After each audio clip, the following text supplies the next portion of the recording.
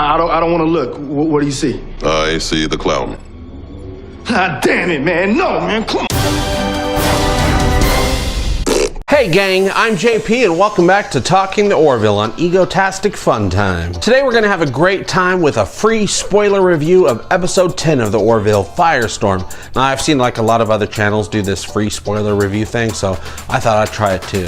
So, Lieutenant Payne, Nurse Park, and Gordon Malloy all get killed in this episode and the entire ship explodes at the end. And you can have all of those spoilers for free, no charge.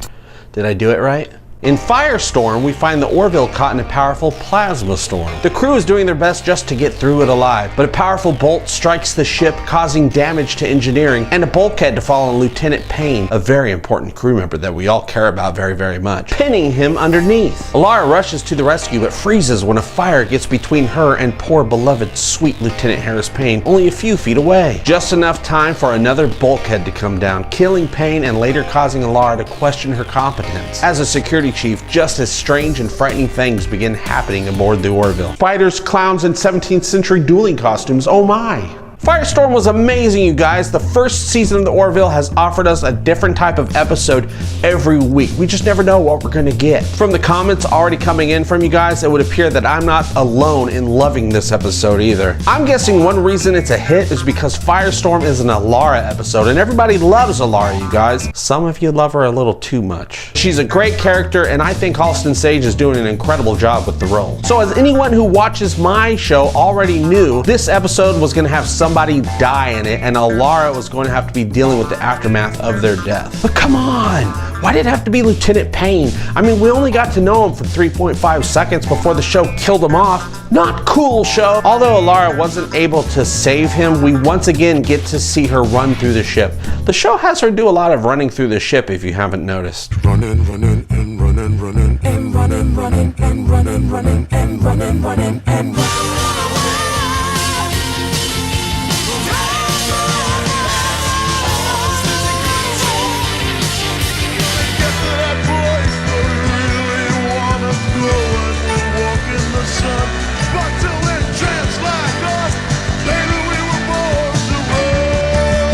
Because Alara was unable to save the crewmen from being crushed to death, she feels like it was all her fault, but that's only because it was her fault. But I'm not judging her. Fire's pretty. Fire's the only thing that can clean the darkness away. When she makes the decision to turn in a resignation to the captain, Ed actually gets a lovely moment with her, where we get to see that not only does he have the wisdom to guide his crew, but also he has the ability to be strong while letting them know that he cares about them. When he realizes that Alara is in emotional pain, he moves away from his desk and sits on the couch in a more non-formal, casual setting to let her know that he's someone she can talk to. Then he backs it up with great advice. This reminded me of the so many times when Captain Picard would give advice to his crew. He'd be mindful, stoic, understanding. I'm not really very good. It doesn't matter so long as you...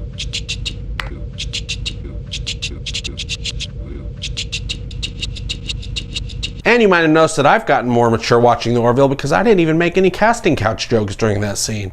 Finally.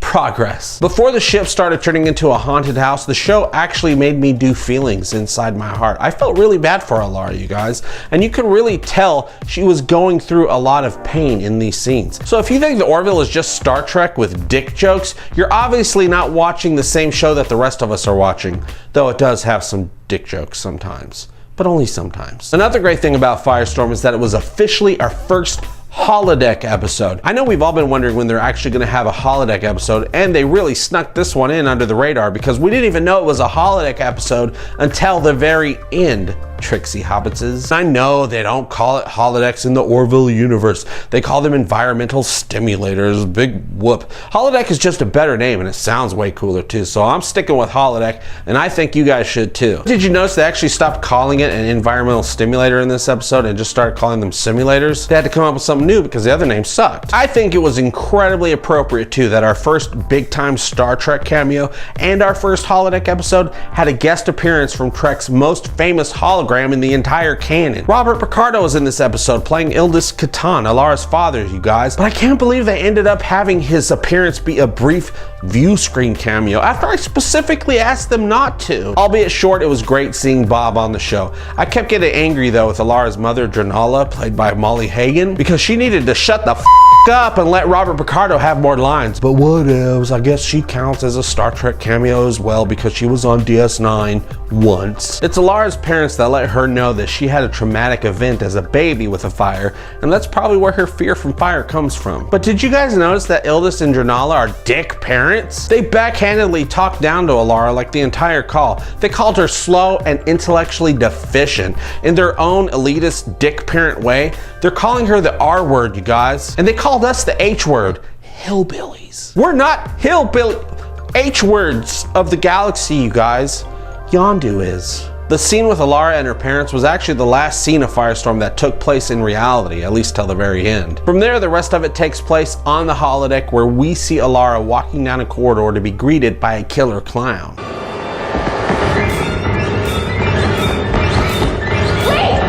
That's when this episode of The Orville became a house of horrors and a pretty good mystery to boot. I had no idea what was going on. Scary killer clowns, to space vortexes trying to flush Kelly down their space vortex toilet, to the doctor going crazy, to big spiders, to a really big spider, to the entire crew going missing, to a deranged robot who wants to tear you apart. This episode was terrifying. Of course, we found out it was all an elaborate holodeck program designed by Isaac to help Alara overcome her fears. She asked him to design the program and put the crew's biggest fears in it. And just like when Gordon was teaching Isaac about practical jokes, I had to say to myself about Isaac, what the hell, man? Is there no counselor on the ship to help people with their emotional problems, or are you just a mentally ill bucket of wires and servos? You're sick, dude!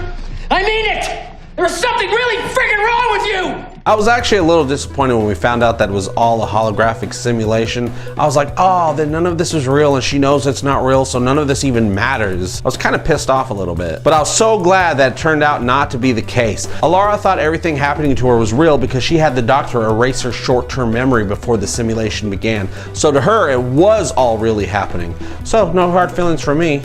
Great episode. Plus, I was really relieved that Nurse Park and Gordon were still alive, you guys. I mean, Lieutenant Payne's still dead though, that really happened. He's our first red shirt, you guys! I really liked the mysterious and creepy nature of this episode, but once again, the Orville, we're not getting enough Bortus. In episode 3, about a girl, we learned so much about Mockling culture and Bortus's relationship with Clyden, but ever since then, we get so little of him besides some amazing one-liners once in a while. But don't take my word for it, I'll let my new friend Rin from Rin Rants on YouTube tell you about it. Hey JP, I just wanted to take a quick moment to talk about one of Bortus's lines in the most recent episode of The Orville that I didn't get a chance to talk about in my review, which was towards the end of the episode when Isaac is revealing how they put together the simulation for Alara and where all the fears came from.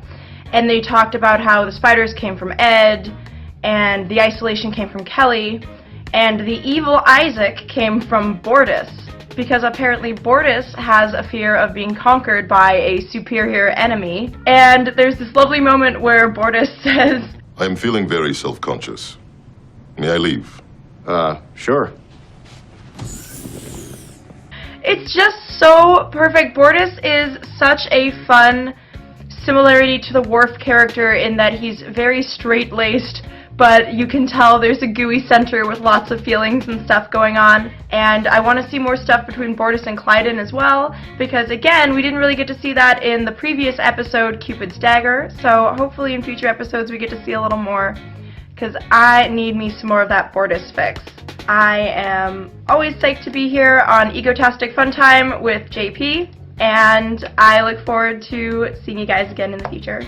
Wiedersehen. And if you want to hear more of what Rin thinks about Firestorm, you can check out her review by clicking on the link below. Each episode of the show teaches us so much about the Orville universe, you guys. Firestorm is no different. So let's take a look at what we learned this time around. We learned that bulkheads are heavy. Not every episode has to start with a comedic segment that then turns serious. This episode started off serious as fuck. Chief Newton works with his best friend on the ship. Captain Mercer sucks at giving condolences. Malloy and Lamar have become buddies, and sometimes Bortus tags along. 400 years into the future, keyboards still exist. This episode was directed by Brandon Braga and written by Cherry Cheva Prava wrong, who also writes for Family Guy. The Orville has been in service for 6 months since Captain Mercer has taken command. Robert Picardo is a great guy. Ildis Catan is a dick. Clowns are scary as balls, but hobo clowns are the most dangerous. Hobo clowns are the most dangerous because they're hungry. Kelly's quarters are sparsely decorated. Besides being Lieutenant Commander, Bortus is also an alligator crusher. Penny Johnson-Gerald, who plays Dr. Finn, can act the phone book if she wanted to. Malloy's not always making jokes. He could be caring to another crewmate, even right before getting eaten by a giant spider. We finally get to see how people can move inside a holodeck without ever bumping into a wall. They have double-barreled energy rifles. Alara can summon the spirit animal of Ellen Ripley when she wants to, and I'm cool with that. We learn that Isaac is a match for Alara physically. Soon this ship will run red with your blood. All in all, Firestorm is going to be a highly regarded episode by fans as time goes on, you guys. I'm pretty sure of it. And again, we get a storyline that has a character develop and overcome a challenge and learn something about themselves at the end. This is what great, thoughtful sci-fi does, you guys. That's what the Orville does. But there are some unsung heroes in Firestorm that I didn't want you guys to forget about. These men and women show up every damn week and do their damn jobs to bring us, the viewer, great wonders of color and fabric to feast our eyes upon. I'm talking about the costume department. Oh, hey. We have the simulator at 3. How much longer are you guys gonna be? Okay, that's it. That's all I wanted to talk about today, and I talked about it. How about you? What did you think of Firestorm? Were you freaked out a little bit like I was? Or are you just a big tough guy? Oh, you're a toughy tough man. What did you think of Robert Picardo's cameo and of Alara Catan's cute little jammies? You can let me know by joining the conversation below. Special shout out to Talking the Orville superfans Blair Ashby, Ryan Kellogg, and Robert Calhoun, who all started supporting future episodes of the show with Patreon this week. You guys are super neat. And thanks to Grant Ritchie for your very generous donation in last week's live stream of Talking the Orville. Seriously, wow. Thanks to Ren from Ren Rants for stopping by to talk about Bortus. I personally don't think her channel has enough subscribers, you guys. We can probably do something about that. This week's Talking the Orville pre-show live stream super chat explosion will not be this Thursday due to turkey and pilgrim treachery, but will be rescheduled for the next day, Black Friday,